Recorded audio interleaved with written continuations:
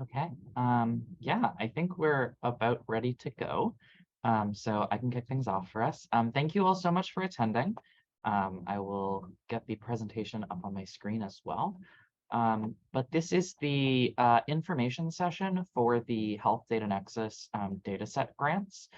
So this is a new opportunity that we at T-CAIREM are offering. And if you don't know what that is, or if you don't know who T-CAIREM is, don't worry, I will go over all of that. But for the time being, I just wanted to say hello to everyone and also introduce myself as well as Alistair. So my name is January. I am the Data Governance and Quality Analyst at T-CAIREM, which, as you can see on the screen, is the Temerty Center for AI Research and Education in Medicine. So in my role, I work on the infrastructure side of things, which specifically means building out our data platform, which is called the Health Data Nexus. I'll talk about what the Health Data Nexus is and how it's kind of relevant to us and to this grant. But I also want to introduce Alistair, who is one of the co-leads of the infrastructure team at T-CAIREM. He is the expert on all things Health Data Nexus, and if any questions come up, especially those that are more on the technical side, I will defer to his expertise, and we will try to get everyone's questions answered. Alistair, do you want to say anything? Do you want to say hi? No, that's great. Hi, everyone. Welcome. Very excited to be able to support some data generation activities, which you will hear all about in a second. Fantastic. Yeah, and I guess just another housekeeping note. So this is a Q&A session. We are going to be doing questions, I believe, through the Q&A function in Zoom. We have kind of a number of pre-submitted questions that people have sent in that I think address sort of a variety of questions that could come up. But then once we've gone through those, we should have plenty of time for everyone to discuss their own, raise any questions that have come up through the presentation as well. Yeah, so without further ado, let's kick off with the initial presentation. I want to start off a little bit just talking about who we are at T-CAIREM and what the Health Data Nexus is, just so that we all know. So if you are not familiar with T-CAIREM, welcome. As mentioned, this is the Temerty Center for AI Research and Education in Medicine. We are an interdisciplinary research center based out of the Temerty Faculty of Medicine. We are all about sort of collaboratively and through the use of sort of AI and data and emerging technologies, advancing health through AI and improving the healthcare system for all. We have a few different themes that we focus on at T-CAIREM, and they're up on the screen here. There are education, research, and infrastructure themes. These all tackle different sort of ideas and different sort of aspects of how AI could be applied to medicine. So we have our education theme, in which we take care of things such as the speaker series and summer studentships. We have a research theme that covers a lot of our grant funding. However, for this particular grant, we're mostly focused on the infrastructure side of things, because that is the theme that is responsible for building out our data platform, which is the Health Data Nexus. And you can see Alistair, who has introduced himself, is up on the screen here, as well as one of our infrastructure co-leads. So that's what T-CAIREM is, and I'd like to talk a bit about what the Health Data Nexus is as well. So in order to sort of build out a sort of a network for AI research in medicine, we recognize that one of the most important sort of essential pieces in order to do work related to AI in medicine is to have data related to AI in medicine. And we also recognize that a lot of times the data resources that we would like to have available either aren't available or aren't of the quality that we would like them to be, or are just very difficult to access, often tied up behind a lot of administrative overhead, or sort of put behind various institutional barriers. So this is something that we try to correct with our data platform, which is the Health Data Nexus. And we're trying to do something that is kind of, we think, pretty unique and innovative. Ultimately, we would like for the Health Data Nexus to be the premier data resource for medical data sets in Canada. And we are hopefully well on our way to achieving that. And it is through efforts like this grant that we hope to further that process and continue to build out what the Health Data Nexus is and can do. So to kind of summarize this platform, you can sort of think of it as sort of two applications stacked on top of each other. The first is a data access platform. And this is sort of a catalog or a resource of available data sets that are placed on the platform for sort of broad use for a broad range of researchers. Anyone who is affiliated with a research institution in Canada is welcome to join the Health Data Nexus as a user. We are currently in a stage of development of the platform where we're just kind of including our identity authorization to include anyone at institutions or universities across the country. Currently, and sort of in our prototype of the platform, this is just open to individuals at the University of Toronto or associated research institutions, but that should be resolved within the next month or two. Once you're on the platform, and I'll show a little demo of what this looks like as well, you can see the available data resources, you can become a credentialed user, and you can go through sort of the governance and administrative steps to access the data that's available on the platform. But it is not just a data resource, it's also an analytics environment. Once you've gone through the sort of governance process of becoming a credentialed dataset user, you are then able to load up one of those data sets into sort of a bespoke analytics environment.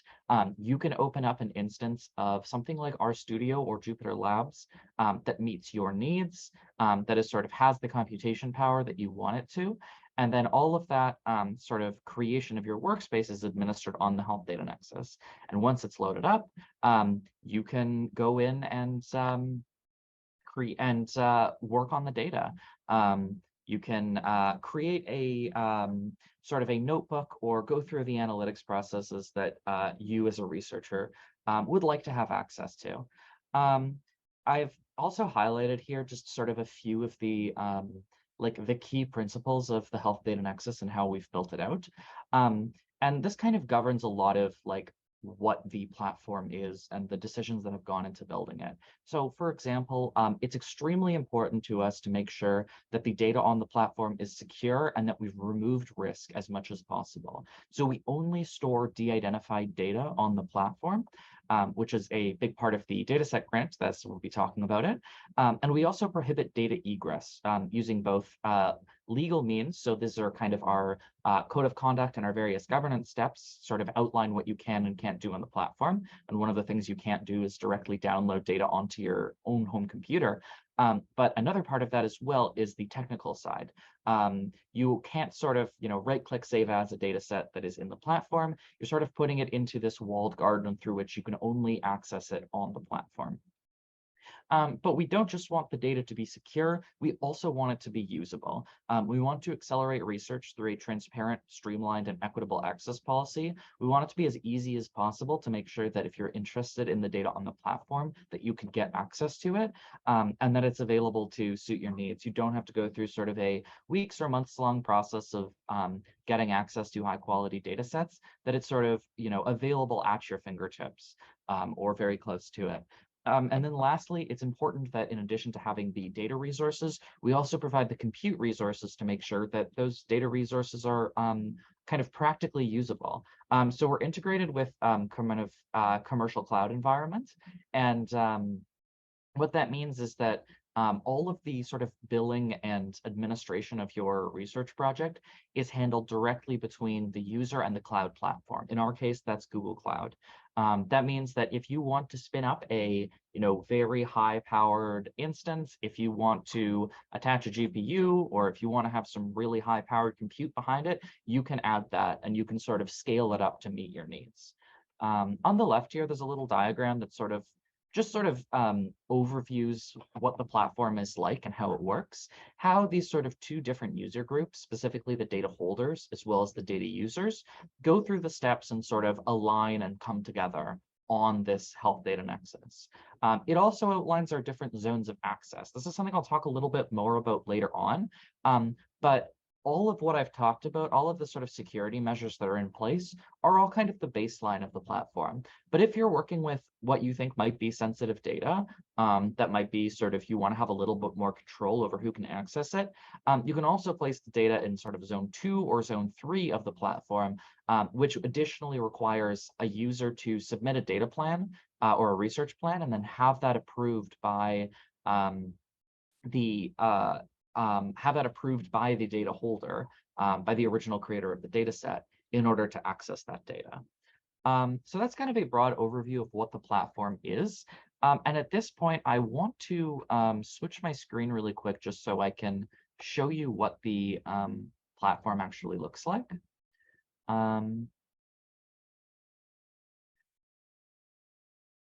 So I'm switching my screen here to healthdatanexus.ai.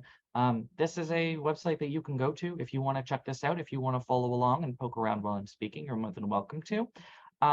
But this is just kind of what the platform looks like. You see that we have news as well as a listing of our data resources. We have information about the platform, about our governance policies and how to get access. And we also have a catalog of our data. So I can go here and we have a few data sets that are sort of on the platform already able to be used that are sort of our flagship data sets.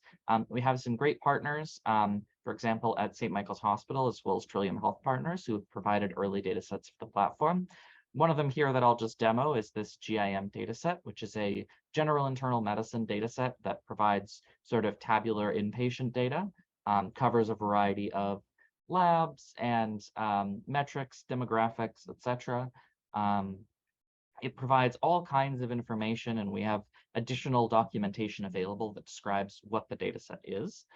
And once I'm approved for access, I could go straight to my research environments and see, what's available to me? What am I able to work with?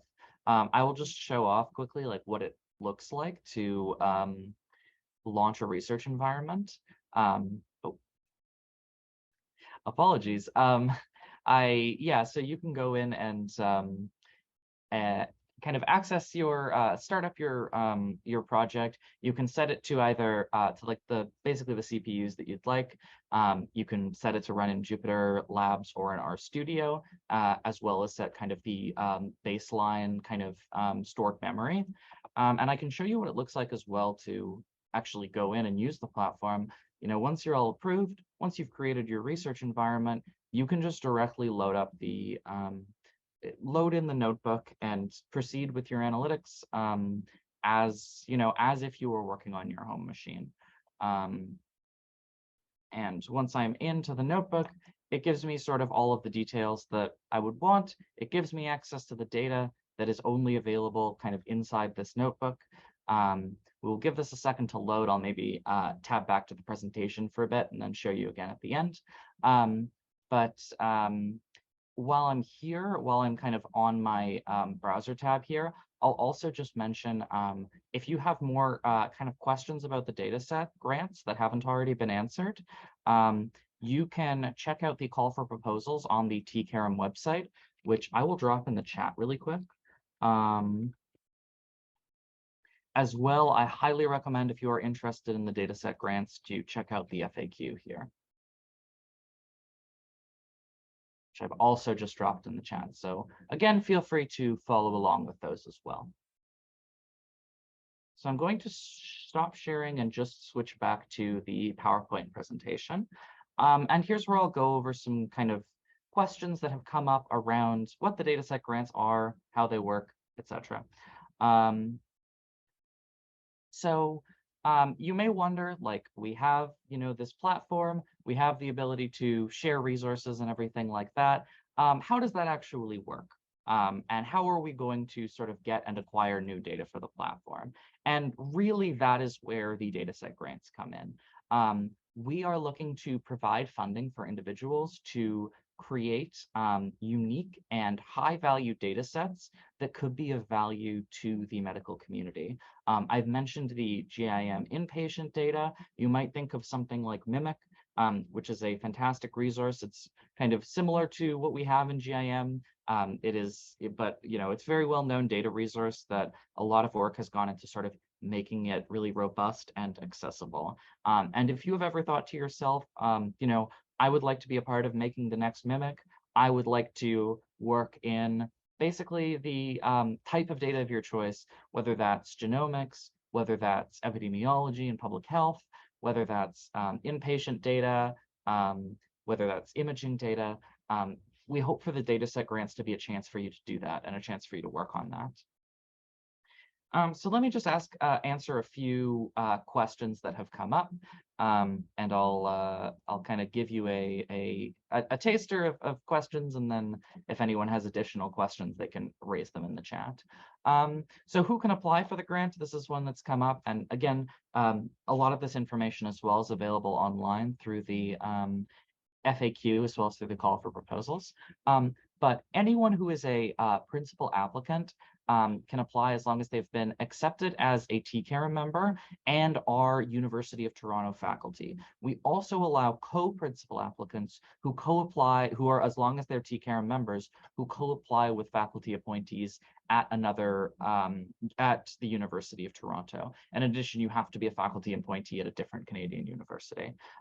So one of the sort of, either the principal applicants or one of the co-principal applicants on the application needs to be University of Toronto faculty.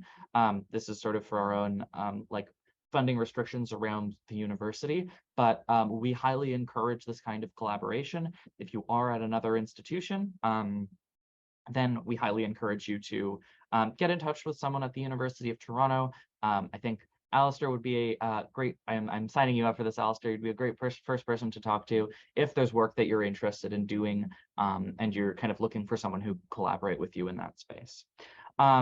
You might also ask, and I'm actually just going to skip one slide ahead here, in order to become a T-CAIREM member, you can do that directly right now, as long as you're at a sort of affiliated institution. We have a network of over 20 universities across the country. If you are already in a university, in a partner university, or a research institution that is affiliated with a partner university, you can join directly if you click this link, and I'll maybe also grab that to be shared in the chat as well. You can go directly to join T-CAIREM. There's also, as part of that, you'll also sign up for something called HiveBright, which is our T-CAIREM community platform. So we've had questions around, like, where do I discuss, AI problems? Where do I collaborate with other researchers? This is what the T-CAIREM Hive is all about. This is a place for you to come together to learn about the research other people are doing, and work collaboratively with them on all kinds of research projects. So we highly encourage you to become a member of T-CAIREM, join the T-CAIREM Hive, and that will open you up for all kinds of opportunities in addition to, of course, these grants. I will switch back here. Who will have access to the data sets is another question that's come up. So I talked a little bit about the governance model. So I will just mention kind of what that looks like. Essentially, in order to access the data as an authorized user on the platform, firstly, again, you need to be affiliated with a Canadian university or research institution. As I mentioned, right now, that is the University of Toronto, but that will soon be expanded to anyone across the country who's affiliated with a University of Toronto or another university or research institution. You also need to become a credentialed user on the platform, which is basically us recognizing that you are who you say you are. And you also need to complete sort of a number of required research trainings, which at a base level is usually TZPS Core 2, which is kind of a course on research ethics that a lot of people will have already completed. And for those that haven't, it's important to get a sense of how to work with human subjects data, as well as signing a data use agreement. So the first two steps of these you need to go through just sort of in order to become a credentialed user on the platform. And then this last step here about required trainings in the data use agreement, this is dataset specific. If you want to work with a specific dataset, you will need to complete the specific required trainings and sign the specific data use agreement. A lot of these are already available, a lot of these are, there's sort of a lot of common information. But if you are a data holder, if you are putting the data on the platform, you have the ability to kind of go through and sort of decide if there's any specific terms that you want to add to your data use agreement. As I mentioned before, we also have zoned access on the platform. So if you are, worried about potentially more sensitive data, then something you can do is you can put your data in zone 2 or zone 3 of the platform, where additionally, in addition to all of this sort of these requirements for getting access to the data, you also require a submission of a research plan that is approved by the original data holder, which in this case would be the grant recipient and their institution.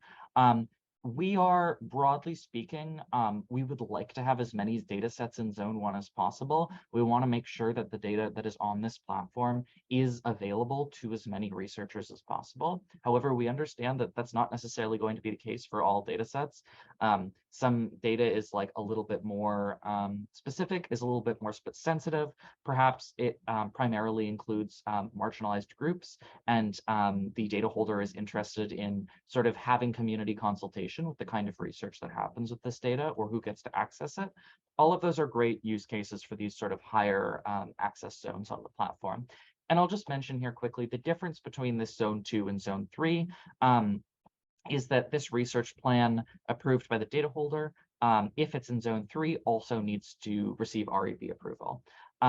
Either way, the sort of initial creation of the data set will go through REB approval, but that's on the end of the data holder. For the data user, REB approval is only required for data which is in zone 3. So that's a broad overview, and if there's any more specific questions about this, I'm happy to address them. What are the criteria for being selected? So I will share this link in the chat. This is a question that came up. This is sort of all of this information is in the call for proposal, but we highly encourage everyone to check this out, to look at the project evaluation criteria. To summarize, the most important category is just utility of the data set. We want the creation of an innovative and valuable data set with broad potential for reuse across distinct research questions. We'll also be judging applications off of approach to data set generation, off of the sort of research team and whether the team is interdisciplinary and collaborative, project feasibility as it relates to things like milestones and timelines, and then finally, budget justification. So again, highly recommend looking at this link here to see more details about how these grants will be judged. Another question that we received beforehand: how secure is the platform for audio-based data sets? So this is an interesting one, and this is a very specific question, but you could probably imagine asking this question around a number of different types of data. I'll say straight up that we do not allow any PHI or identifying information on the platform. We do require all data that goes on the Health Data Nexus to be de-identified. That being said, if there is a way to work with kind of this more sensitive data in order to go through the appropriate de-identification steps, we certainly would allow the data as long as those steps are gone through. For audio in particular, Alistair and I had a little chat about this. If there's any way to kind of like scrub or modulate or change the frequency of the audio in order to make sure that it's no longer sort of a voice print, that it's no longer identifiable, then we would happily allow it on the platform. As far as kind of the other part of this question, which is once the data goes up, how secure is it going to be? In that case, I've talked a little bit about our legal and also our technical safeguards. Essentially, these are like, we go through a lot of steps to make sure that the data is as secure as possible in our online environment. But we also recognize that these are not perfect fail-safes. If a data set goes up on the platform, there is always the possibility of someone like physically taking out their phone and like taking pictures of the data. But we go through a lot of steps to make sure that something like this can't happen. We kind of go through all of these processes to make sure that the people who have access to the data are, working in good faith and are using this for the right reasons. And this is also why we go through all the de-identification steps to make sure that, even if someone does have access to the data, that there is kind of minimal, as small as possible risk of any kind of re-identification or harm. Just a couple more questions, and a few are starting to file through the Q&A, which is fantastic. So I'll get to those as well. Yeah, I've already talked a little bit about how to become a T-CAIREM member in order to apply. Let me share this link as well, because I think I just need to drop that in the chat. Here it is. As well, the T-CAIREM Hive, I'll share that as well. If you're interested in joining and just kind of collaborating and working with other researchers. We also got a question about what kinds of data does the Health Data Nexus have, such as genomic data. As well, can data be linked across different data sets to reference the availability of either data, or this question specifically referenced like ICD-10 codes? Is it possible to sort of like search through the data to see what's available? So I'll access the first of these first. We have, as I mentioned, the platform is still kind of in its early days. We have a few of these flagship data sets, but we're very much working through the process of acquiring additional data. And really that's what this grant is about, is we want to foster the creation of new data sets. We want it to be high value. We want it to be de-identified. We want it to be made available to researchers as much as possible. And so absolutely, we're accepting submissions for types of data such as genomics and broadly speaking, just all kinds of data. As far as the second part of this question, sorry, all kinds of health data, I should clarify. As far as the second part of this question about kind of data set linking and referencing. So firstly, I'll just say that the data, if you are a researcher, the data cannot be linked across different data sets. This is related to risk of re-identification. As mentioned, we want our platform to be as secure as possible and limit re-identification as much as possible. So you cannot, by default, take two different data sets and join them on each other. However, there's a few like kind of other options here. One is like if you were very interested in the work that would go into joining two different data sets, this is something that you would have to like communicate directly with the data holders on, and we could try to facilitate as best as we could, but it would require explicit REB approval for that project in order to make sure that the risk of re-identification has been considered and mitigated.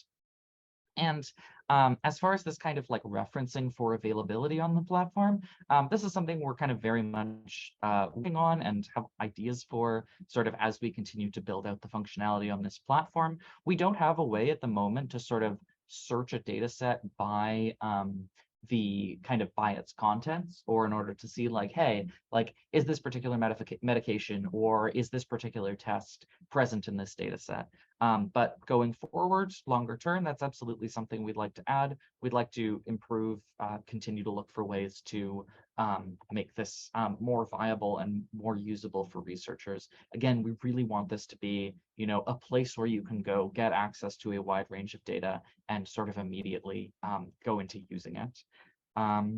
A couple quick housekeeping notes just before I go into the questions that have come through in the Q&A.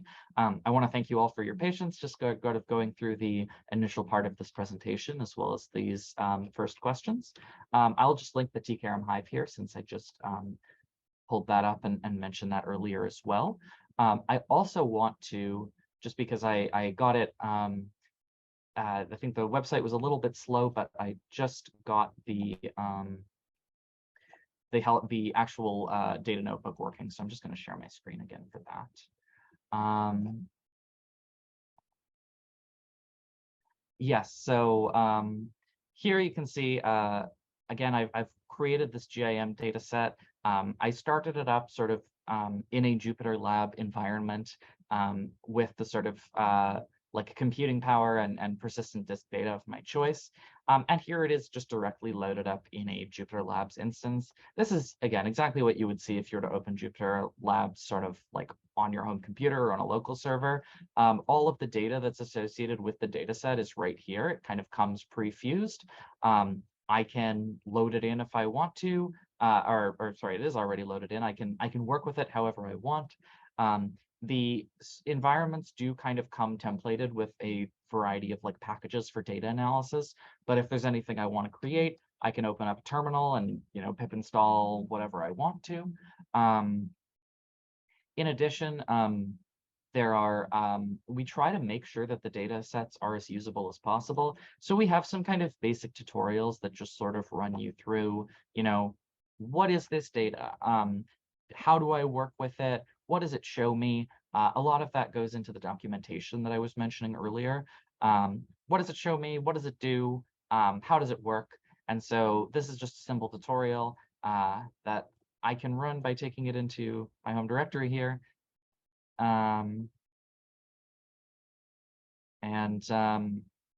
This will just sort of run me through like, oh, how do I load in the data set? How do I, make a chart? And these are all the kinds of things that like, once we have created new data sets, we would love to work with the data holders on. We'd love to, create new ways to make sure that the data that we have is usable and accessible. And so just going through this tutorial, all the basic stuff that I would want to have access to in a data set. Yeah, so wanted to make sure I gave that little demo just to show you how the platform works in action.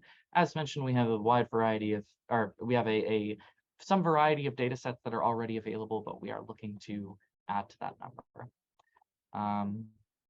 Okay, so thank you again for your patience with the first part of this. We have a few questions in the chat, so I'm just going to go through them one by one. One came into the chat here, so I'll just address this one now. Do we need to have the RAB approval to share data through this method before applying? This person says, I have RAB approval and it allows me to put it on the cloud, but not yet for sharing through this pathway. Yes, so the answer is yes. In order to put the data on the platform, you will need to get RAB approval. You don't necessarily need to have RAB approval already before applying for the grant. However, you should already have worked with your institution in order to make sure that you can get RAB approval and that there won't be any roadblocks. In addition, if you have RAB approval already for the creation of a de-identified data set, you can put in an amendment that sort of references some specific language around what the Health Data Nexus is and how it works. And we have sort of like form templated language that can slot into an RAB in order to just reference like what the Health Data Nexus is, what the secondary use looks like, how it will be used, etc. So that is all kind of meant to facilitate easier RAB approval. Yes, we've already worked with a few RABs. We've had like little to no issue at all with RABs. Like people have by and large been very, very supportive. It tends to be sort of more on the like institution administrative level than the RAB level that we run into more difficulties. So we're happy to kind of facilitate that as well as we can. So an attendee says, do we need to use, I want to make sure. Yes, so an attendee says, do we need to use an existing T-CAIREM data set? We hope to supply our own data and apply AI to it. So I just want to make sure that everyone is very clear about the intent of this data set, or the intent of this grant, rather. The intent is to create a new data set, either a brand new data set or a data set that sort of exists in some form, but not for sort of public research availability. We are funding research groups to create valuable data, to de-identify that data, to make it usable and accessible, and put it in a sort of context that will be helpful for researchers as much as possible. And then to help with uploading that data to the Health Data Nexus in order to make sure that it can be used by a broad range of researchers. If you are interested in the platform for other use, if you have a data set and you want to put it on the platform, that's fantastic. Please get in touch with me and I'd be more than happy to facilitate that process. But the intent of the grant in particular is to create something new, is to bring new data to the platform. We're very enthusiastic about people accessing the platform. We would love for people to take a look at what's on there and use the platform and bring their own data. But specifically, we are funding the creation of a new data set. Or the creation of an existing data set into a form that is sort of usable for for kind of a broad range of researchers. There's a question, can we bring our own data to the platform? I think that's a pretty similar question, and hopefully I've kind of addressed it with that previous answer. Next question, is this grant intended to help support the de-identification of existing data sets so they can be posted on Health Data Nexus, or is it only intended for creation of new data that will then be de-identified and posted? Yeah, so essentially both. Like if data currently exists, but it's in a form where it's kind of like scattered and difficult to work with, like we absolutely want to promote the creation of these kinds of data sets. Like we want to, like one of the things that we want to encourage is people taking the data that is already available, potentially like scattered across a number of like different EMR systems, and put them together, de-identify them into a form that is usable. Now, all this being said, I highly encourage everyone again to check out the kind of the rubrics and the call for proposals around how these will be judged.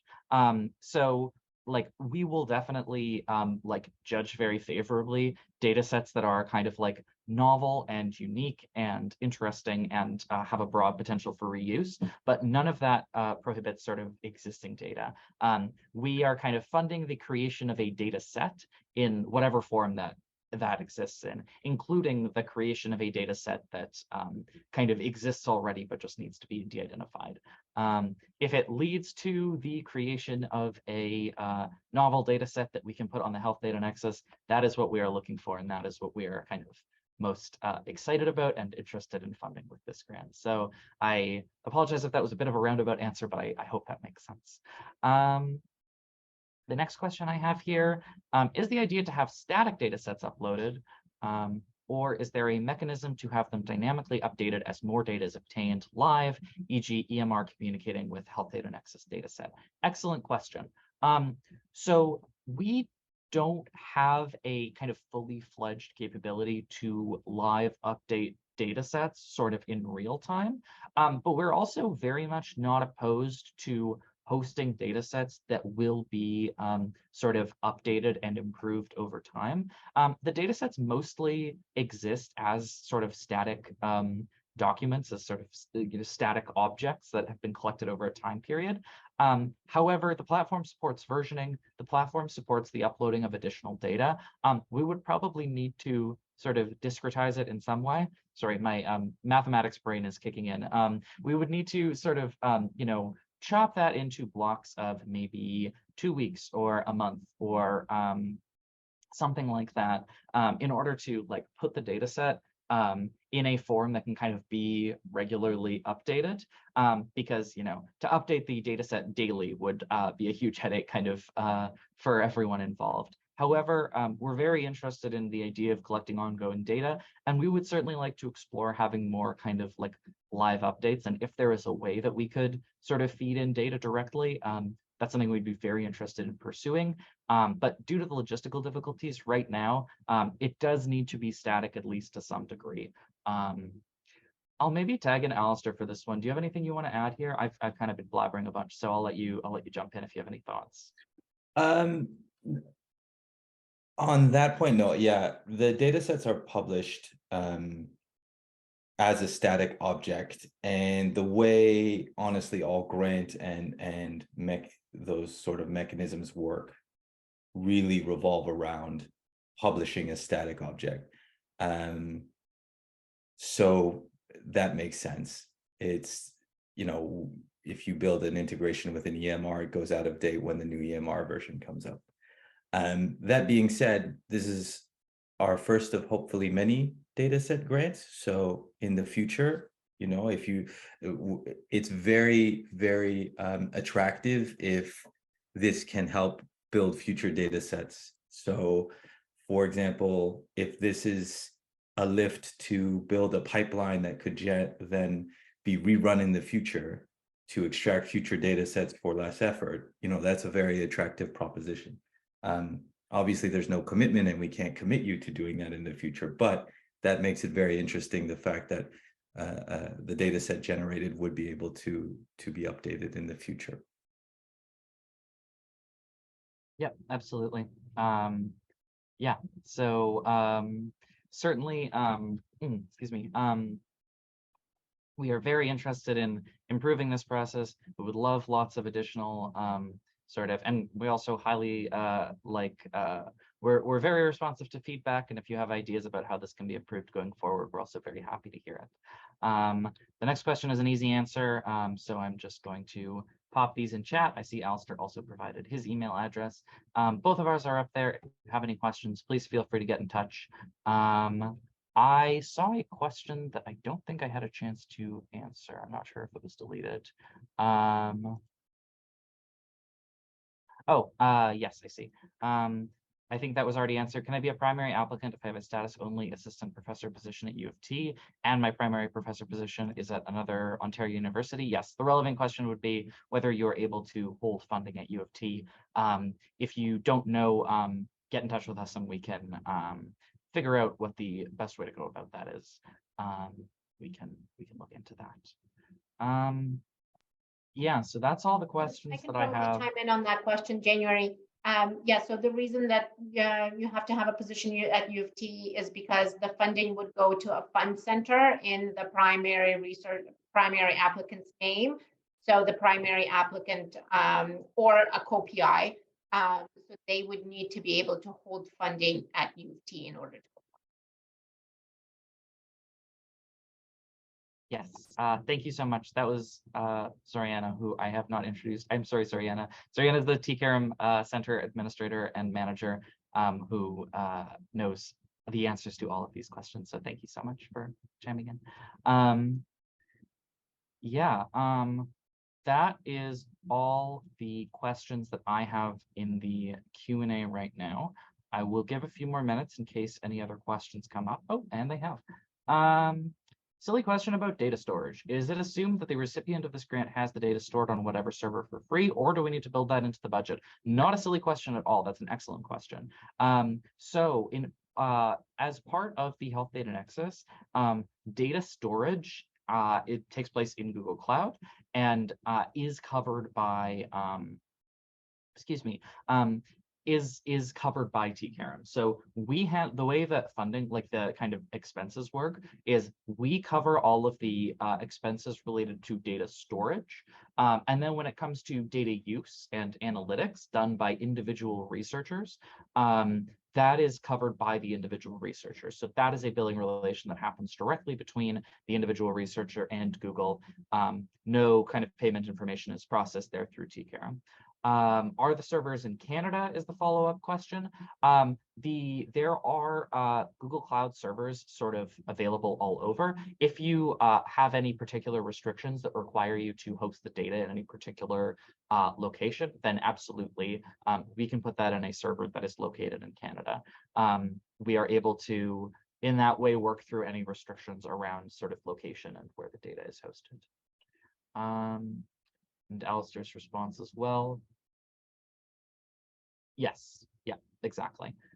Any interim storage you can budget in, but storage on the platform will not need to be budgeted into the grant. Yeah, very good question. I appreciate it.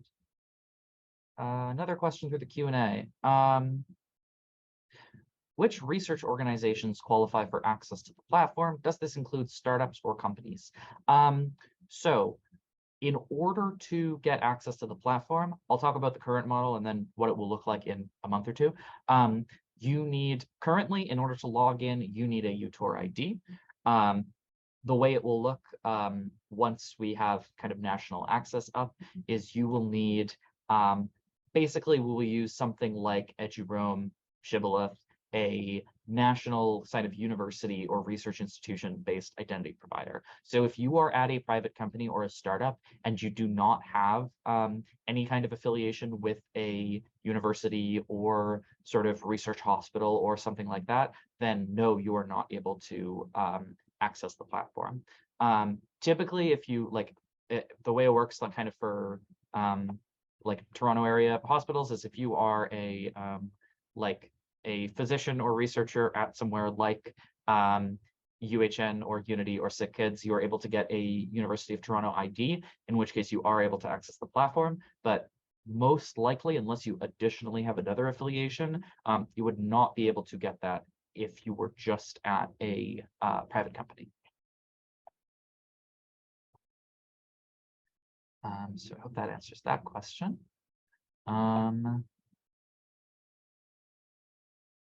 Yeah, any other questions? We are in the free form part of the Q&A, so feel free to jump in at any time. I think some people have had to drop off as well, which is totally understandable. So if anyone, you know, needs to leave for any purposes and still has kind of burning questions, or if anything comes up after the fact, by all means, feel free to reach out to me. Feel free to reach out to Alistair. We can talk you through any questions that you might have.